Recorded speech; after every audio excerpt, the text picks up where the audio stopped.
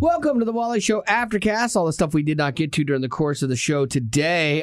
Betty Rock running on empty, but fighting through it like a champ. She went and got her shots yesterday. Mm-hmm. I liked your post on our Instagram about that, getting your shots for our trip to Africa with Compassion coming up. Yeah, I ended up needing to get a meningitis and a typhoid shot. It's whooped you. And it has whooped me, which is shocking because I've done this before and I got more than 2 before. I've gotten 7 in one day. And did you go in confident thinking that this wouldn't happen? Yeah, because I've done this 3 times before and it didn't bother me. Like I got a temperature in one of them. But that was it. But this one, she had told me, she said, no, you're probably going to feel a couple of aches, maybe get a headache, maybe some nausea. But other than that, you should be good. I wonder which one was from the meningitis one. I have no idea. Because that's what I'm getting. I think I'm going to get meningitis today and I'm going to get yellow fever because my yellow fever is like expired and it probably would make sense to do that since I'm going to a place that they go, hey, we've got yellow fever. Would you like some? Yeah. But hopefully, hopefully it's just going to wear out as the day keeps going. But I would say the nausea feels better, but I'm still got the achiness. Yeah. And so it's hard because all that makes you want to do is just lay down, sit around, but then it doesn't go away. I'm sure you'll be all right by tomorrow. Oh, yeah. But thanks for swinging, coming in, fighting through the pain. Thank you. Appreciate Hero that. status. Yeah, I'll get mine tomorrow and then call in. I'm like, it hurts so bad. Guys, I can't. That would not happen. This was from Cora. Cora says, hey, guys, I want to write and tell you I recognize the background song in one of your segments. People get fascinated by our background music that we play on the show, on the regular show. And she recognized that it was Fireflies by Owl City, and we haven't played that in a while. But there are sometimes when people get upset with me for playing mainstream songs, because I'll cut versions of mainstream songs and use little loops of that music. Which is ironic, because if it's mainstream and they don't like it, why do they know what it is? Yeah, because they're like, you know what that song's about? I'm like, actually, I don't. I listen to stuff when I'm building beds. I do like genres of music and I'll listen, and all I'm listening to is the intros to see if they are loopable, if I like what they sound like, and they have a change musically so it's not too repetitive, and that's it. That's all I listen to. And so half the songs that I've cut into beds, I have no idea what the song is, you know? And so people get really bent at me about that stuff. And you're setting a bad example. But I've had more times, again, this is that whole thing of Jesus came to heal the sick, not the well. And I've had more times of people who have this problem with Christianity, because of their experience. And they'll tell me, hey, I heard you guys playing a song from X band. I was like, I never expected that in Christian radio before. That's cool, man. Thank you. Because they have this opinion of Christians as being uptight and irrelevant. And so it's like, oh, that's kind of cool. So I'm going to keep doing it. Yeah, it's an interesting thing because our new youth pastor at church, on Wednesday nights, he plays, music for the kids as they're entering in. And he says he doesn't play any Christian songs. And he plays these more popular songs, clean ones. He goes through and makes sure he picks these clean ones that don't have language or messages you shouldn't listen to. But his method being that if there's somebody new who might not be, a super Christian and come from a Christian household, they might be more inclined to say, hey, it's kind of cool that they play a little bit of Justin Bieber here before we jump into for me, I obviously listen to Christian radio, but then I also listen to other stuff too, but for me, I picked my church that way when I went to their church picnic and they had a DJ playing Journey, Don't Stop Believing. I'm like, yes, okay, this is a cool church. I like this. They're not just playing, Matt Maher or something, and so I was like, oh, that's pretty dope. So Cora, thank you for noticing what we do. Let me see. This was a weird story that I came across. There was a painting of Jesus kind of walking on water that's going to no longer be visible at the United States Merchant Marine Academy because somebody got upset because it's Jesus, and they're like, oh, you shouldn't have Jesus here and stuff like that. I'm upset that you want to take it down. So. I know that's exactly but that's not a valid point to the world. Yeah, you cannot be upset about that. You can only be upset by removing it. Yet we still, and this is the Merchant Marine, it has no place there. Yet we still put a hand on the Bible and swear in the president. Yet we still have guys. We'll probably see a change to that. Oh, yeah. Yeah, exactly. So this guy, Mikey Weinstein, he's the founder of a religious freedom nut job thing.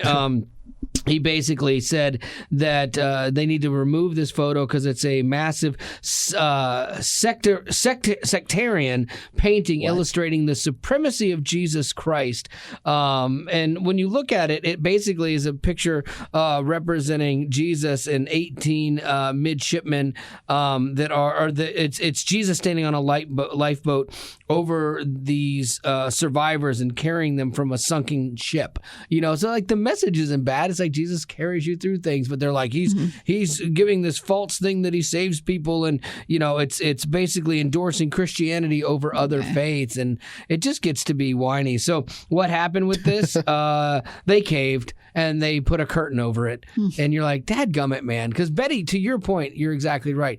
You can say I'm offended by this, but then I can also say that's nice.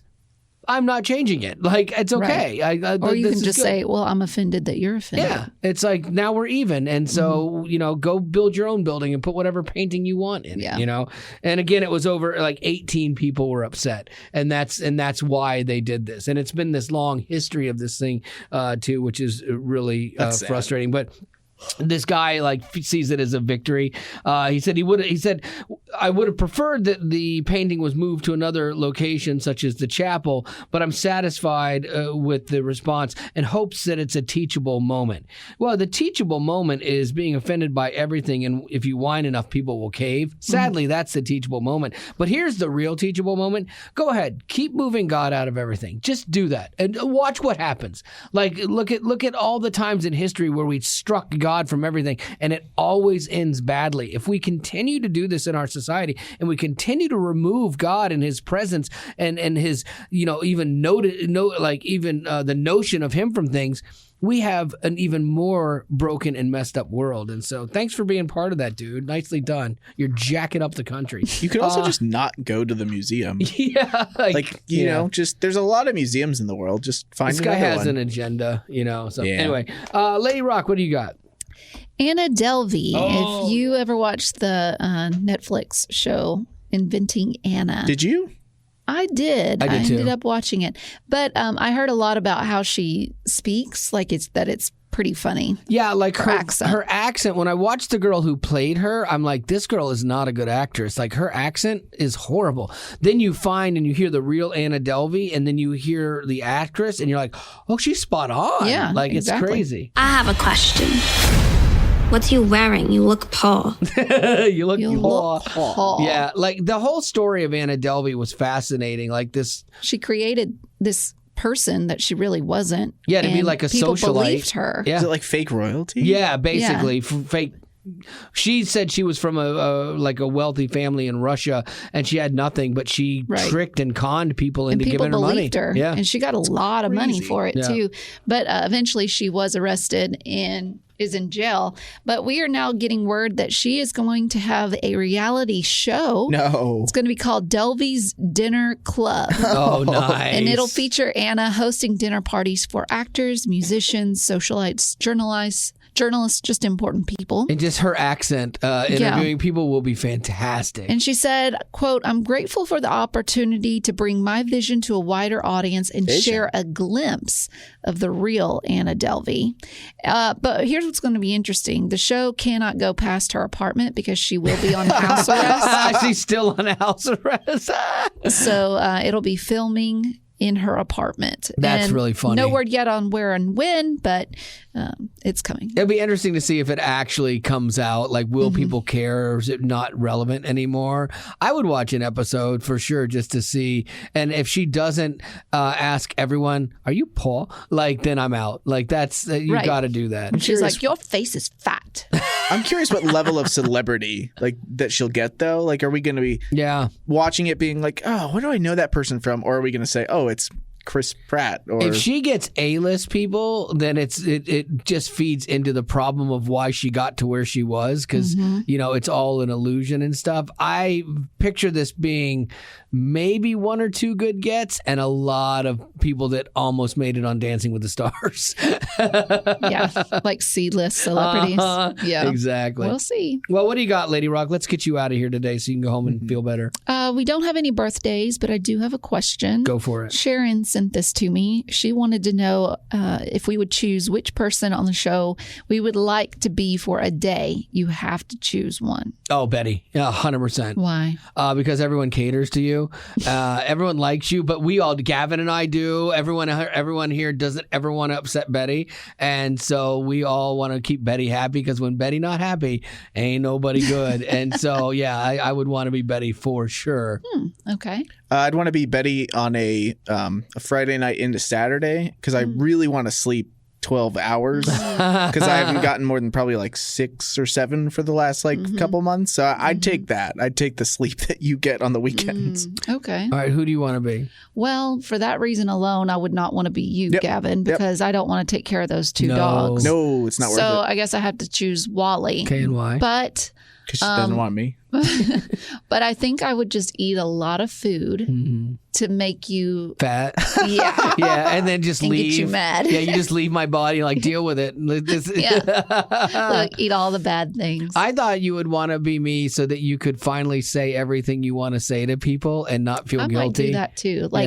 Maybe film the video that would play at your funeral someday, and it would be all praising me. Oh, yeah. Yeah. Well, I think you're amazing. So there you go. I'll give you a first soundbite of an actual one. Okay.